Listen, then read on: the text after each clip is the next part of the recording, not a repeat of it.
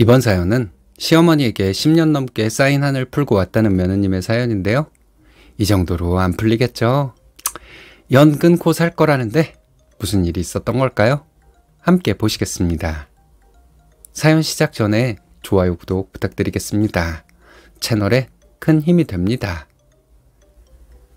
안녕하세요. 30대 후반 아이 둘 키우는 여자입니다. 둘째를 낳고 퇴직 후 지금은 파트타임 사무보조로 일을 하고 있어요. 정규직은 아니지만 아이들이 아프기라도 하면 발을 동동 구르며 정신없어지는 것이 엄마잖아요. 올해 여름에 아이들이 독감에 걸렸었습니다. 누가 누구에게 옮겼는지는 모르겠지만 아이 둘이 함께 독감에 걸려 정말 정신없었습니다. 저는 아이 둘이 걸리고 나서 이틀 후에 걸렸어요. 한여름에 독감이 걸렸으니 저도 좀 어이가 없었습니다. 그런데 의외로 여름에 독감이 많이 유행한다고 그러더라고요. 저희가 독감으로 고생하고 있을 때 시어머니가 전화로 뭐라 한 줄 아세요? 온이월 감기는 개도 안 걸린다는데 네가 애들 옷을 제대로 안 입히니까 이렇게 되는 거 아니니? 이 얘기를 그냥 화가 난 목소리로 하는 것도 아니고 소리를 버럭 지르면서 하셨습니다. 아무리 어린 아이들이라도 한여름에 옷을 두툼하게 입히나요? 최대한 옷을 얇게 입혀도 더워하는데 말이에요. 어머니가 또 시작이네 하고 말았어요. 저희 시어머니는 늘 이런 식이었거든요. 이런 일이 10년 넘게 반복이 되니 저도 지긋지긋했습니다. 시어머니는 한번 꽂힌 일에 지겹도록 잔소리를 하고 화를 내는 분이거든요. 그래서 저는 그 전화를 받고 한동안 시어머니에게 전화하지 않았습니다. 전화도 하지 않고 받지도 않았어요. 아이들 데리고 병원 다녀오고 시간 맞춰서 밥 먹이고 약 먹이고 아프면 열재 보고 해열제 먹이고 하느라 며칠간 누구 전화도 받을 수 없을 정도로 바빴죠. 이틀 후에 저도 몸이 아프기 시작하고 그래서 누구 전화를 받을 정신도 없었습니다. 그런 상황에서 저에게 스트레스를 주기 위해 전화하는 시어머니와 얘기하고 싶지도 않았고요. 사정을 얘기했더니 사장님이 이해해 주셔서 저는 아이들을 케어하며 며칠간을 보낼 수 있었습니다. 사장님과 이사님이 번갈아 가면서 저녁마다 전화를 주셨어요. 아이들과 제 안부를 물어주셨는데 참 감사하더라고요. 남들도 이렇게 나와 나의 아이들을 걱정해 주는데 시어머니는 기회를 잡은 것처럼 나에게 화만 내시네. 이런 생각 때문에 시어머니에게 더 화가 났습니다. 아이들과 제가 다 낫고 나서 며칠이 지나니 또 화가 좀 식더라고요. 저도 이게 병입니다. 시어머니가 저를 그 정도로 괴롭혔으면 시어머니에게 할 말을 하던지 안 보고 살던지 해야 하는데 그러지를 못했죠. 며칠간 전화를 받지 않으니 시어머니는 한동안 전화를 하지 않더군요. 마음속으로 조금은 걱정이 되었지만 마음이 편하기도 했습니다.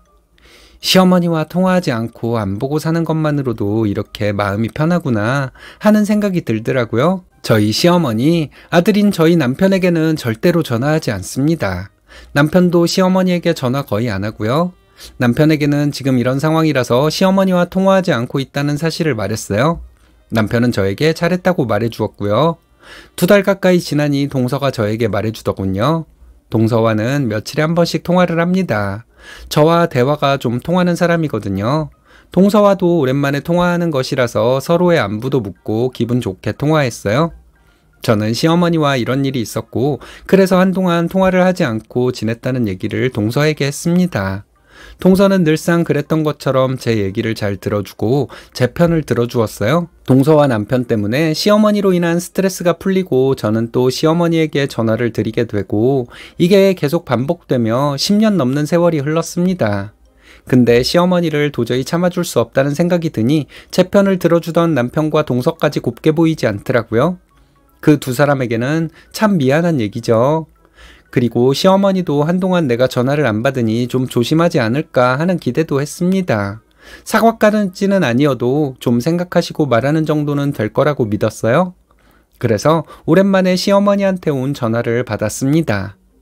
시어머니는 제가 전화를 한동안 안 받은 것에 대해서는 별 말씀 없으시더군요. 그래서 안심을 하고 있었습니다. 안부를 물으시더니 시어머니는 곧 있으면 생신이라는 말씀을 하셨어요. 생각해보니 늘상 그래왔습니다. 생신이 다가오면 시어머니는 말투가 부드러워졌죠. 때로는 저를 걱정하는 말씀도 하셨습니다. 저는 시어머니의 그런 태도에 매년 속았던 것 같습니다. 저는 시어머니 생신에 외식을 시켜드리거나 생신상을 차려드렸어요. 저는 참 헛된 상상을 했습니다. 내가 도리를 다해야 할 말을 할 수 있는 거다. 이게 얼마나 말도 안 되는 것일까요? 나를 너무나도 싫어하는 사람인데 이런 것이 통할 거라는 착각을 하고 살았네요. 아니나 다를까 시어머니는 제가 생신을 챙겨드리면 바로 불평불만을 말씀하셨어요. 외식을 하면 왜 이런 집을 골랐냐? 집에서 간단히 차려 먹는 게 훨씬 낫겠다. 이러셨죠. 제가 생신상을 차려드리면 이거밖에 안 차렸냐? 이건 맛이 왜 이러냐? 하며 타박을 하셨습니다. 저에게 지적질하는 것은 시어머니의 취미생활이니 뭐. 암튼 저는 시어머니와 통화한 후 동서와 다시 통화를 했습니다. 이번 생신에 어떻게 할지 서로 얘기를 했어요. 그때는 환절기 감기가 한참 유행할 때라서 외식은 안 하는 것이 좋겠다고 서로 얘기가 되었습니다. 음식을 좀 하고 나머지는 배달 음식을 시키자고 합의를 봤어요. 그때 시어머니 생신이 월요일이었습니다. 그래서 그 전날 일요일에 시댁에 가서 시어머니 생신 파티를 했어요. 생신상을 다 차리고 식사를 시작하니까 시어머니의 타박이 시작되더군요. 역시나였습니다. 저와 동서가 각자 음식 몇 가지씩 해서 가지고 갔고 배달 음식과 함께 차렸거든요. 그 정도면 정말 진수성찬이라고 할 수 있었습니다. 시어머니는 음식을 허겁지겁 드셨어요. 어느 정도 드시더니만 시어머니는 저에게 또 시작을 하셨습니다. 음식을 오물거리며 먹는 시어머니의 그 입이 너무 얄미워 보이더라고요. 음식을 입에 문 채로 못된 소리하는 그 입을 한 대 때려주고 싶었습니다. 시어머니 면전에서 그렇게 하고 싶은 말을 다 한 적은 결혼 11년 만에 처음이었어요. 따박따박 말대꾸하고 시어머니는 엉뚱한 소리하고 그럼 주변 사람들이 시어머니에게 또 뭐라 하고 시어머니 생신 파티가 시어머니 구박 파티가 되었네요. 동서도 어느 정도 저를 도와서 시어머니에게 공격적인 말들을 했습니다. 아들들이 본인 편을 들어줄까 하고 기대하는 눈치였지만 아들들도 여태까지 봐온 것이 있는데 지들도 인간이라면 그럴 수는 없었겠죠. 남편과 시동생은 오히려 제 편을 들더라고요. 시어머니는 늘 그래왔던 것처럼 이 음식은 누가 한 것이냐고 묻더라고요. 그리고는 냉정한 평가를 시작하셨습니다. 한참 음식 맛을 가지고 타박을 하시더니 뜬금없는 말씀을 하시더라고요. 네가 음식도 제대로 하는 게 없고 너는 대체 시집와서 한 게 뭐가 있니? 이러셨어요. 그리고는 저를 이유 없이 비난을 하셨습니다. 너는 애 둘 낳고 일도 안 하면서 남편 덕에 편하게 살고 있지 않니? 양심이 있으면 시댁에 더 잘해야 하는 거야. 명절에도 내가 일 다 했지. 넌 뭐 한 게 있니? 이러셨어요. 시어머니가 음식 맛을 가지고 불평하실 때 저 아무 말도 하지 않았습니다. 기분은 무지 나빴기 때문에 제 표정이 좋지는 않았겠죠. 시어머니가 이유 없이 반찬 투정을 할 때도 기분 좋은 표정으로 시어머니에게 살살거리는 것이 며느리의 도리라고 하신다면 저도 할 말은 없습니다. 하지만 저도 사람인데 그게 불가능했죠. 밑도 끝도 없이 급발진하던 사람한테 쏘아붙이는 거 저희 시어머니 취미입니다. 이거 정말 당해보지 못한 분들 이해조차 못하실 거예요. 네가 뭔가 시어머니 마음에 안 드는 행동을 한 건 없니? 이런 의심을 하실 수도 있어요. 근데 전혀 그런 거 없습니다. 그날도 저 아무 말도 하지 않았는데 시어머니가 급발진한 것이었어요. 시어머니한테 이런 식으로 뜬금포를 맞으면 얼떨떨해서 말도 안 나와요. 기분 좋게 얘기하는 중에 시어머니는 이런 식으로 태도가 돌변하는 분이시거든요. 제가 여태까지 차례 제사, 시어머니 생신까지 전부 다 챙겼는데요. 애들 갓난쟁이일 때도 제가 다 주도했어요. 이렇게 말했습니다. 시어머니는 애들 갓난쟁이인 걸 왜 말하니? 그건 말할 거 없는 거야. 이러셨어요. 이건 시어머니가 입버릇처럼 말씀하시는 거예요. 그건 지금 말할 거 없는 거야. 제가 무슨 말만 하면 이렇게 말씀하셨습니다.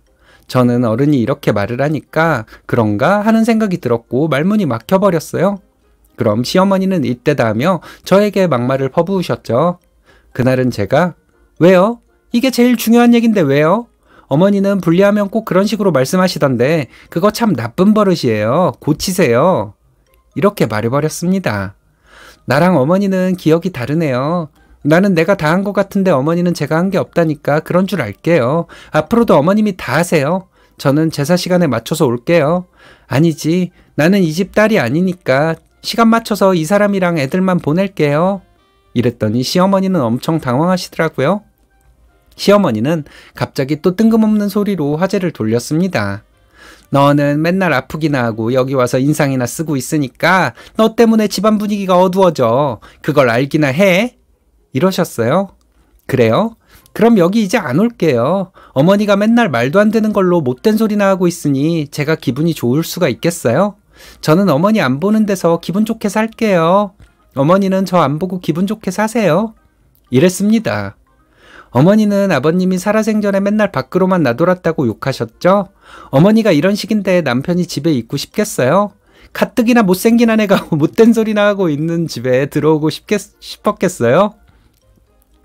밖에서 여자가 한번 웃어주기만 해도 간이고 쓸개고 다 내주려고 했겠죠.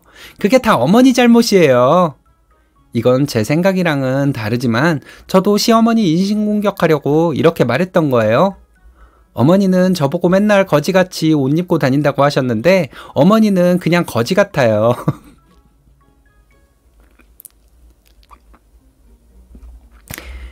생긴 것도 못생겼는데 하는 짓도 정말 못생겼어요. 옷을 아무리 화려하게 입어도 어머니는 거지 같아요. 이렇게 말했습니다. 갑자기 동서가 어머니 이제 그만하세요. 손주들 앞에서 망신만 당하고 계시잖아요. 어머니 말씀하실 때 보면 정말 거지 같아요. 사람 기분 거지같이 만들잖아요. 이러더라고요. 시동생이 좋은 날 왜들 그러냐며 이제 그만하시라고 했는데 동서가 당신은 조용히 하고 밥이나 먹어. 이랬더니 시동생은 입을 다물었어요. 그리고는 형님 여기 더 계실 거예요? 저는 갈 거예요. 고생하고 욕먹는데 뭐하러 여기 있어요? 이러길래 저도 갈 참이었다고 하면서 시동생네와 함께 시댁에서 나왔습니다. 시어머니는 너 앞으로 나한테 어머니라고 부르지도 마라. 이러더군요. 신발을 신다 말고 예 아줌마 다시는 볼 일 없으니까 당신을 부를 일도 없을 거예요. 이러고 나왔습니다. 그날 시어머니는 상을 치우느라 고생 좀 하셨을 거예요. 집에 와서 저는 남편에게 말했습니다. 내 마음이 언제 풀릴지는 모르겠지만 풀리고 나면 시댁과 왕래할 것이라고요. 내가 지금까지 어떻게 살았는지 너도 알 것이고 내가 그동안 너네 엄마한테 그 꼴을 당하고 산 데에는 네 책임이 가장 크다는 것도 알 거라고 했더니 남편은 알겠다고 하더라고요. 다음날 동서가 저에게 전화해서 어제 도움이 많이 못 돼서 미안하다고 하더라고요. 그리고는 앞으로 명절에 우리 각자 친정에나 가자고 했어요. 우리는 각자 친정에 가고 남편과 아이들은 시댁에 보내기로 했습니다. 나보고 그동안 한 게 없다고 했던 시어머니는 고생 좀 해봐야죠. 10년 넘는 세월 동안 많이 힘드셨겠어요. 남편은 뭐하는 인간인가요? 이기는 편 우리 편인가요? 가만히 두면 될 걸 괜히 심술을 부려서 자기 복을 차버리는 인간들은 버리는 게 답입니다.